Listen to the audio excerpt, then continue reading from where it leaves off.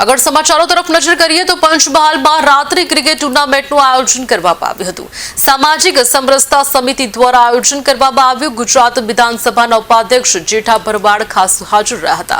Godhra SRP cricket ground ખાતે આયોજન કરવામાં આવ્યું। 10 દિવસીય રાત્રિ ક્રિકેટ ટુર્નામેન્ટનો શુભારંભ કરાયો છે। બાબા સાહેબ આંબેડકર ક્રિકેટ ટુર્નામેન્ટ યોજાઈ હતી। કાલોલના ધારાસભ્ય, મોરવા હડફના ધારાસભ્ય ખાસ ઉપસ્થિત રહ્યા હતા। જિલ્લા પંચાયત પ્રમુખ, રેન્જ આઈજી પણ ઉપસ્થિત રહ્યા હતા। પંચમહાલ, દાહોદ અને મહીસાગર જિલ્લામાંથી 15થી વધુ ટીમો ભાગ લેશે। ઉપાધ્યક્ષ જેઠા ભરવાડે ખેલાડીઓને જીત માટેની શુભેચ્છાઓ પાઠવી છે।